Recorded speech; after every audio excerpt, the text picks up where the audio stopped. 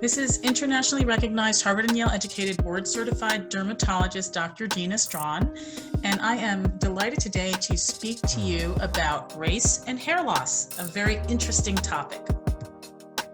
Objectives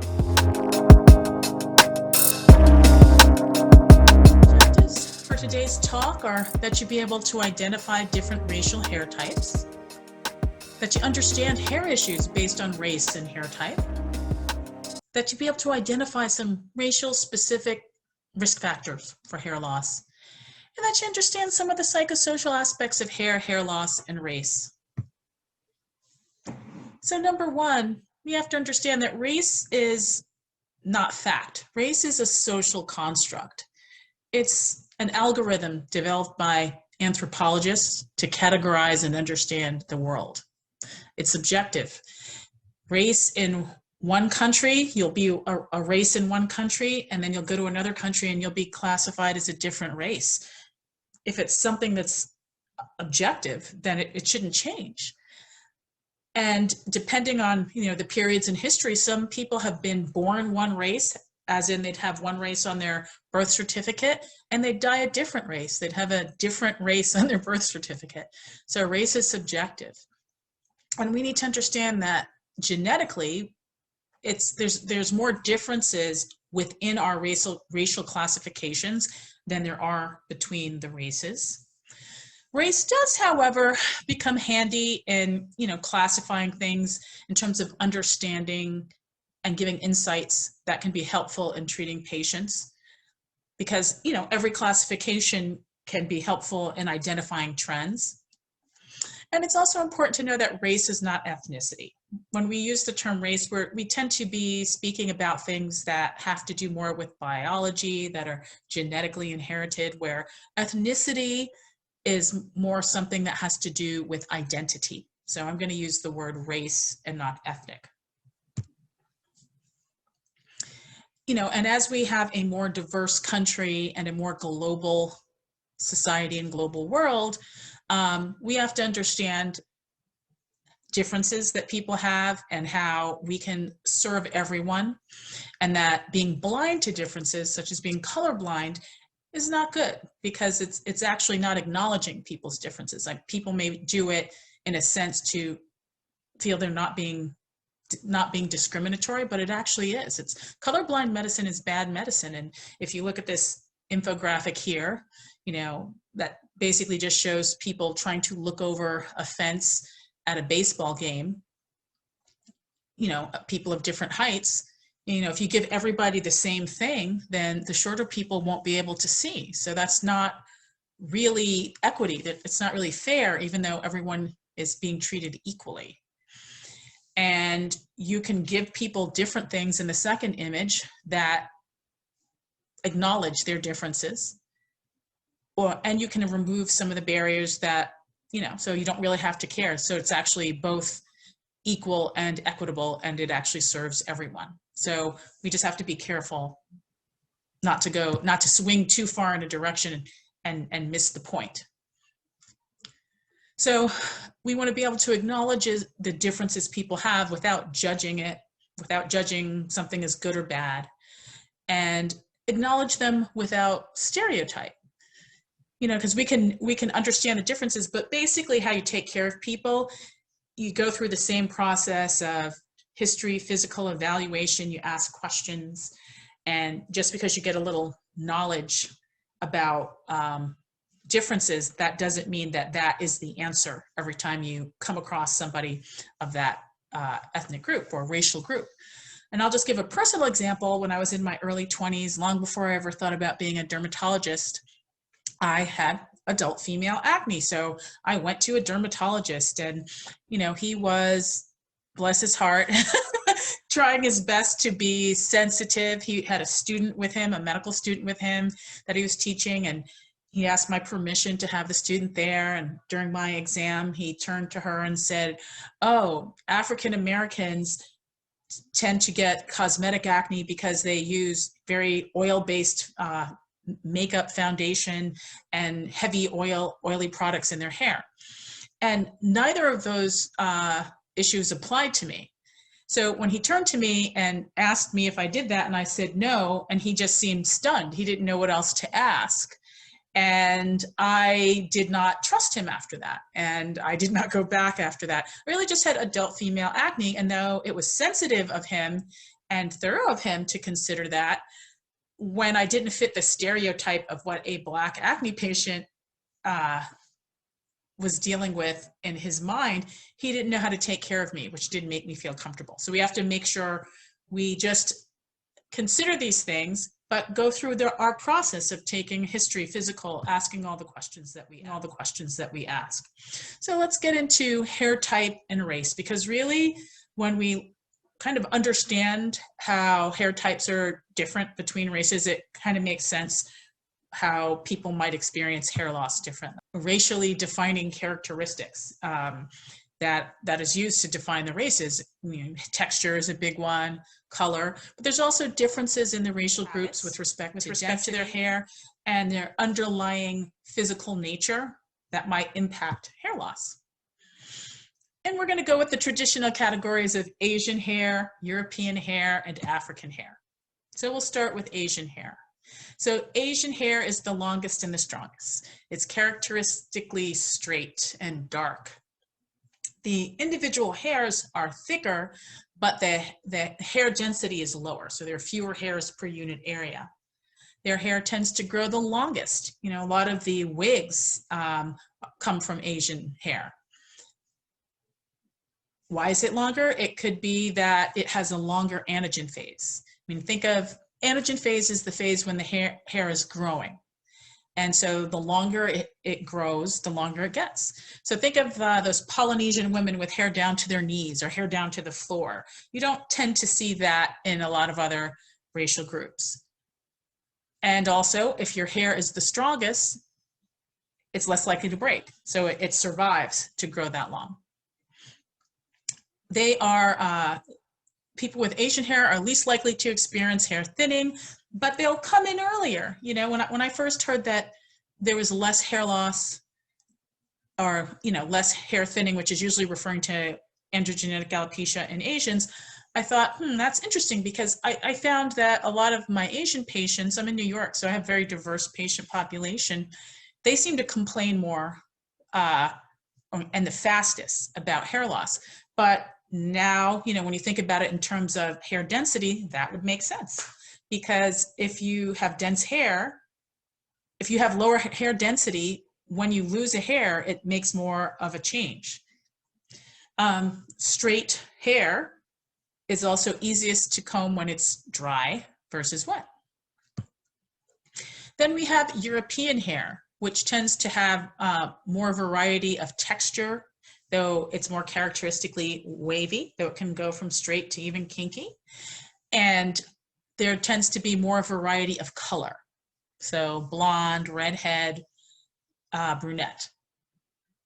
They are the most likely to experience hair thinning. Their hair is easiest to comb when dry versus wet, unless their hair is curlier. And the Europeans are most likely to be affected by androgenetic alopecia, which is the most common type of hair loss.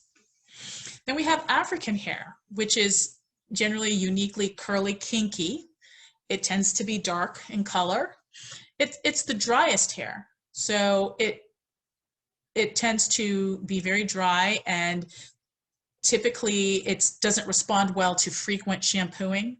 So people with this texture of hair want to shampoo less and condition more. It tends to be delicate because it's dry, and then the kinks and turns in the hair are weak spots when you think about the physics.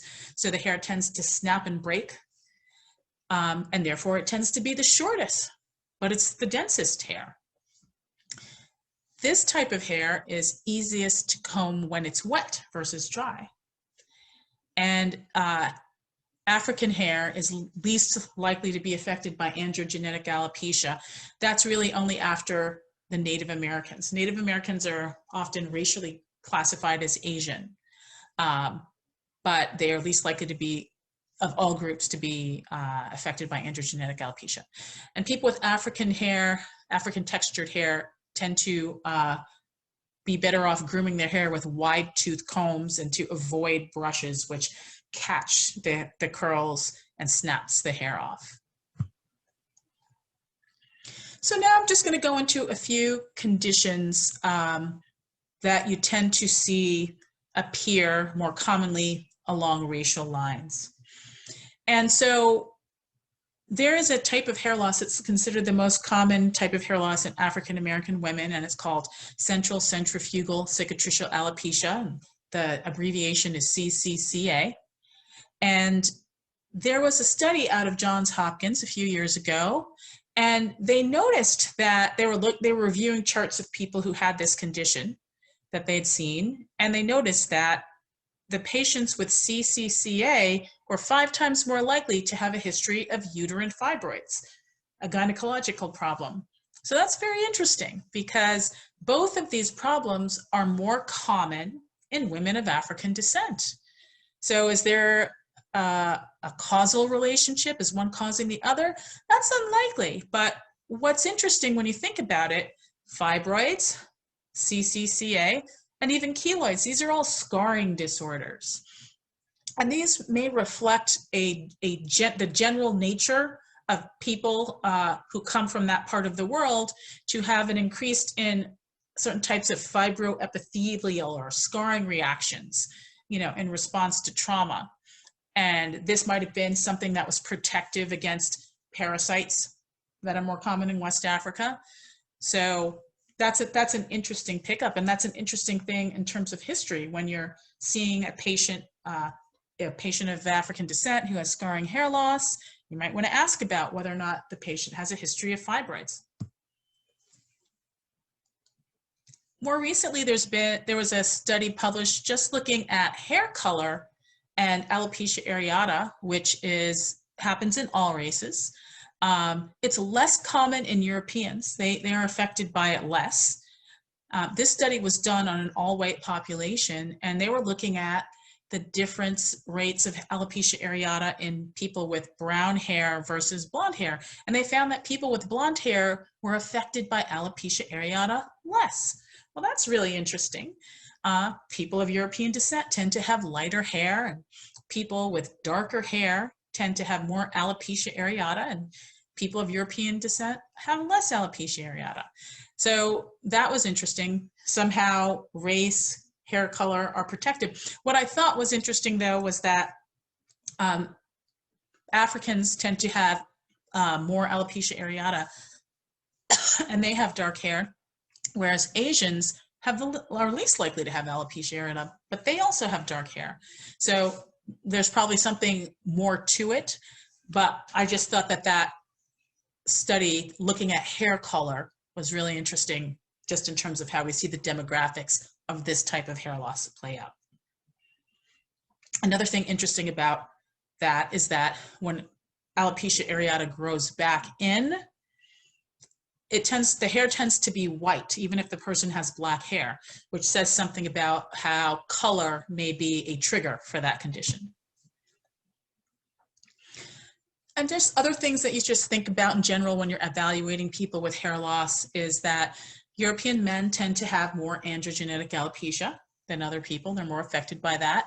European women, frontal fibrosing alopecia, which is a type of hair loss that's scarring, where the hairline starts to march back, and it can be permanent, so it's important to pick up. You see this more commonly in postmenopausal women, so there's probably some type of hormonal aspect to that. Dissecting cellulitis, which is a type of scarring cellulitis, is more common in men of African descent. And is it being stimulated? It's something that's happening in the hair follicle, a lot of inflammation. Is this being stimulated by the curl of the hair and how that might pierce the skin and cause a type of inflammatory reaction? And African women are more likely to be affected by central centrifugal cicatricial alopecia, CCCA.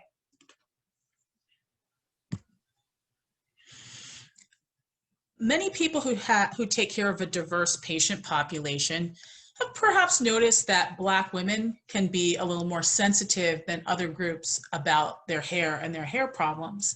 And there's a good reason for that, because there's a history. And I think it's important that people know that if they are going to be taking care of people's hair, taking care of their hair loss, or just even caring for their hair when they're not having a problem, why that might be so. And this also has an impact on the health, the hair health of Black women, and also their health in general, because it actually there's some research that shows that because of their concern with hair issues, Black women don't exercise as much, and they're affected more by obesity. So one thing you should know is that kinky hair is more delicate and takes more work to groom. So when people are confronted with the possibility of sweating and having to get their hair dirty and needing to shampoo it more frequently, they may skip the gym or skip the swim, which would be helpful for their health overall. But that has to do with the hair. That's a hair issue. Hair of traditional African texture is judged as bad hair in our society. We have judgments about hair, and Black women's hair is on the wrong end. Men don't get judged as much by their looks. Men can shave their heads and still be considered attractive. But women are judged by their crown of glory. So, and Black women's crown is considered wrong. It's considered bad. And so that has an impact on how they feel about themselves. It has an impact on what they have to do to make their hair acceptable and to be acceptable and treated well in society. And this goes back for centuries. So back in the 18th century in New Orleans, there was a law called the Tignon Law, which required all Black women, whether they were enslaved or free, to cover their hair. And this was meant to diminish Black women's style and status. It was really aimed at the free Black women. They had a style that was sort of ornate and attractive. There was a lot of mixing. This was, they were attracting everyone with their style. And so in order to keep that under control, all Black women had to cover their hair. And, really controlling Black women's hair is something that we're still dealing with in the 21st century. I mean, only in the past few years have we actually had laws to protect Black people from having their natural hair texture at school and at jobs. If you look it up, there is a law that is going around the country called the Crown Act. I was proud that my city was one of the first to adopt the Crown Act. And that was a law that basically said that you could not deny people employment or put people out of school because of their hairstyle. And it was really aimed at people who were just not straightening their hair, people who were wearing their hair kinky, curly, people who wore braids or dreadlocks, which are styles that are appropriate for someone who has a certain texture of hair.